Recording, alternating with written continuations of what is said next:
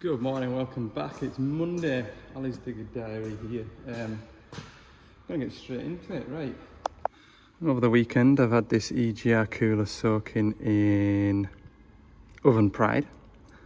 So we'll go and take that over to the wash, give that a blast out. I've got my SCR back. So I just need to wait on some gaskets. Gaskets may be in today, they may not be, we'll see. If not, I've got another job I can go and do. Still need to tap these holes out for here. Just M8 thread, dead simple. But yeah, have a look how clean we can get this. So that's how it looks. So we've got exhaust gases coming in straight out the manifold, in through here and into the EGR cooler. We've got lots of fins, a bit like a radiator. The exhaust gases pass through it, and this outer body is cooled by coolant in there. You can see how gunked up it is. I mean, it looks worse now because I've got the oven cleaner in it, but hopefully you'll see that's the before. We'll go and put it on the wash for 20 minutes and we'll see a clear difference. And that's the finished results. Beautiful. What we'll do now is we'll put the manifold bit back on, which I've washed out. See down in there we can see the fins again. Hey! We'll put the manifold back on and then we'll cable tie an airline to it and we'll blow fresh air through it to get all the moisture out of it. Particularly important because obviously this is going back into the inlet side of the engine, so we need any moisture out of here, please.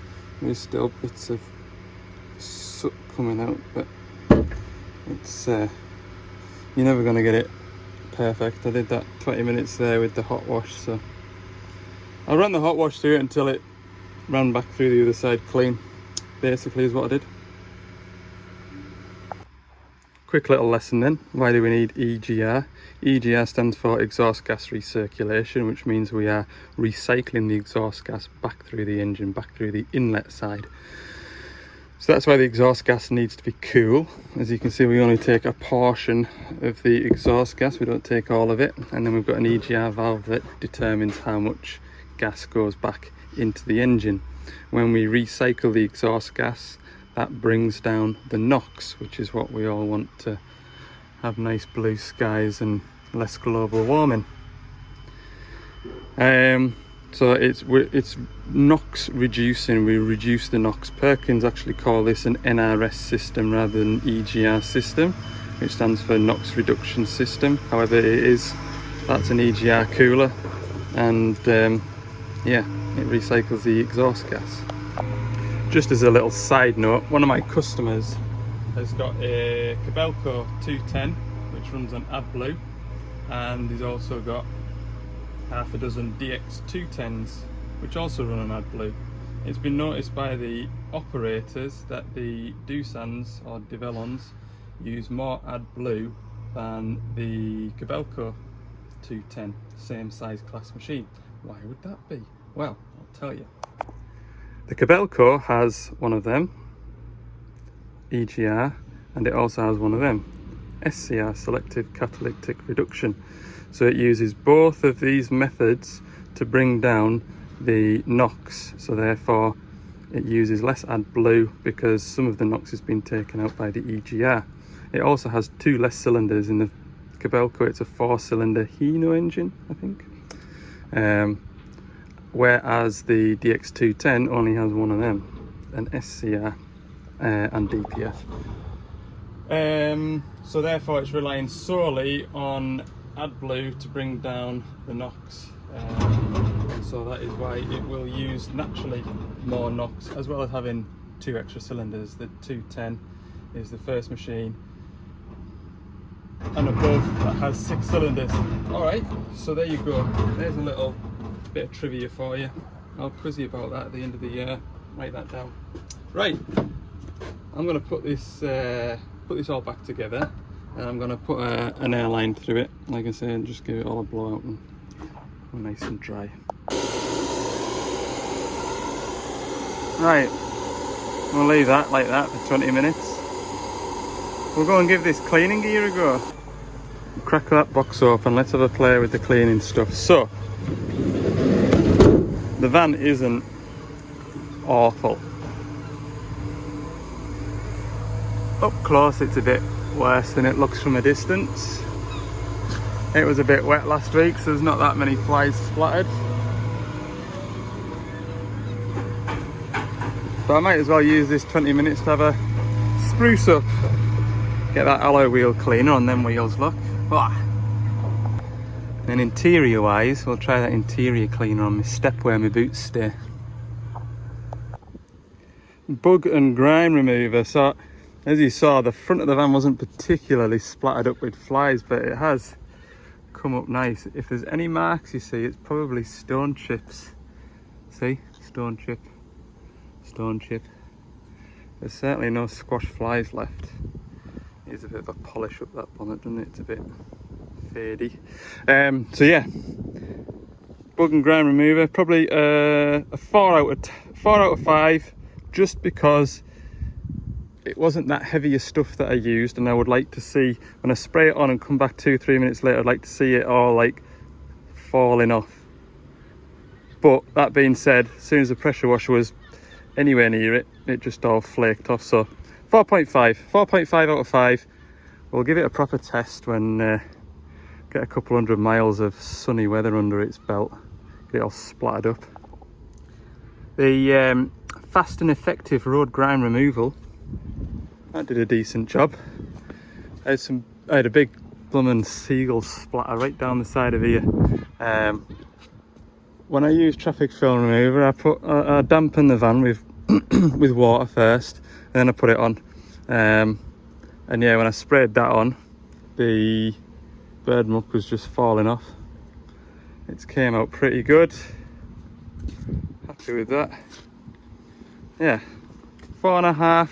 Like I say, it wasn't absolutely filthy like, so we'll go 4.5. I haven't given it the full fat filthy van test, but 4.5 out of 5. Solid bit of stuff. Finally, this is what I'm most impressed with, this alloy wheel cleaner. That stuff is awesome. Honestly, my wheels have never been so clean. I was trying to show you a wheel that isn't damaged in one way or another, either with where these weights have been for balancing it, or where it's got rust on it from where it's been a spare tire at one point or another. But that is absolutely immaculate. Like, I've never had them as clean. Like, you'd look at that up there, that's just a mark rather than unwashed brake dust. That alloy wheel cleaner gets a 6 out of 5. That is very, very good stuff, and I would definitely buy that. Yeah, like I say, all the cleaning stuff that I use for the van is all paid for by Gordon's, so it really doesn't bother me whether or not I have my own cleaning stuff like this. But after using that alloy wheel clean, that was amazing stuff. The interior stuff smells really nice. That definitely gives it an edge on the stuff that I get free from Gordon's to keep the van clean.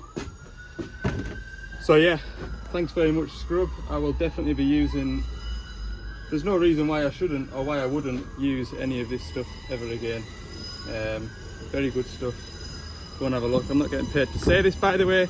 They just saw my social medias and sent me out some stuff, so go and look them up. They do all sorts, hand cleaners and stuff for the building trade, and they've got a huge range of stuff. Like, go and check them out. Scrub Global, Google it.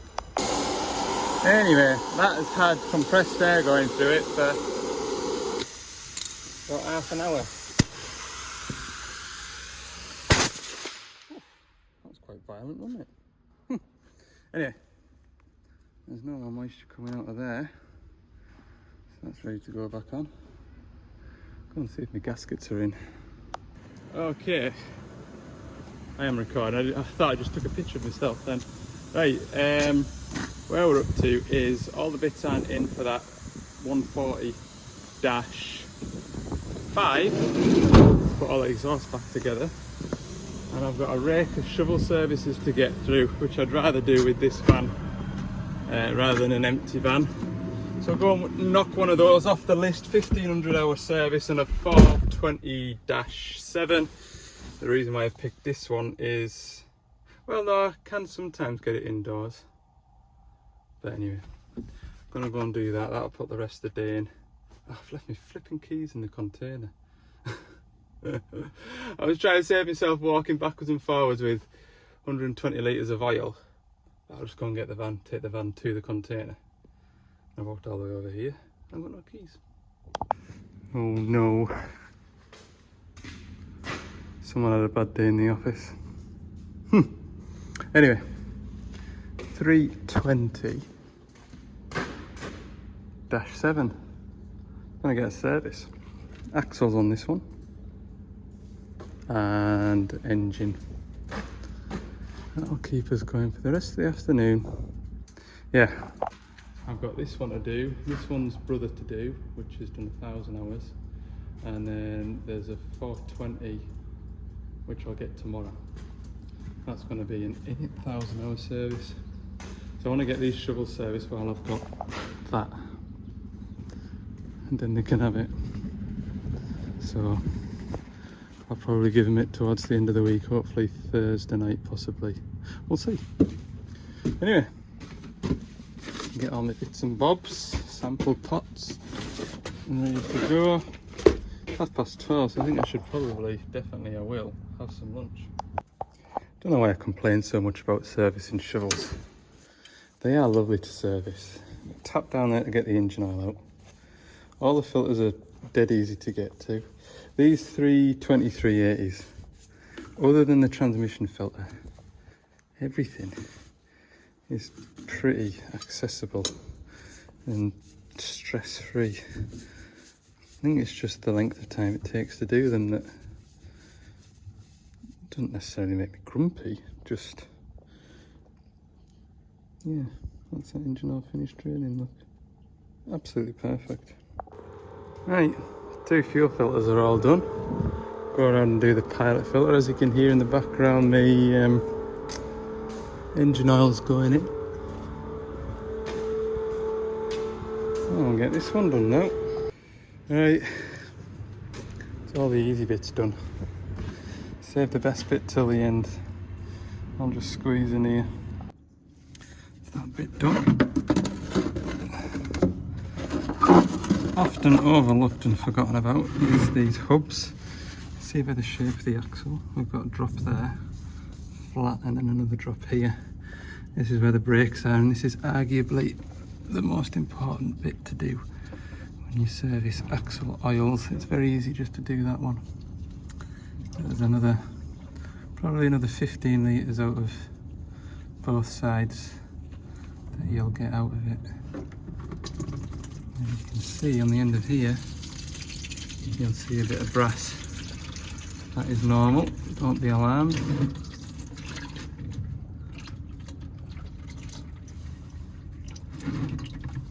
And that bit of plastic there just stops it running down the inside of the wheel rim and making a mess. It's all homemade, this, believe it or not. You'd never be able to tell, would you? Yeah, quite cool, that, isn't it? Front axle's draining, rear axle's filling. I flipping love that. Have I ever mentioned to you how much I really like that Milwaukee transfer pump? I don't think I have. If you're a plant mechanic, tractor mechanic, even a truck mechanic, I mean, them wagon engines will take some engine oil. That there, absolute peach. I got my front axle sample. That completes my selection box of fluids. There we go.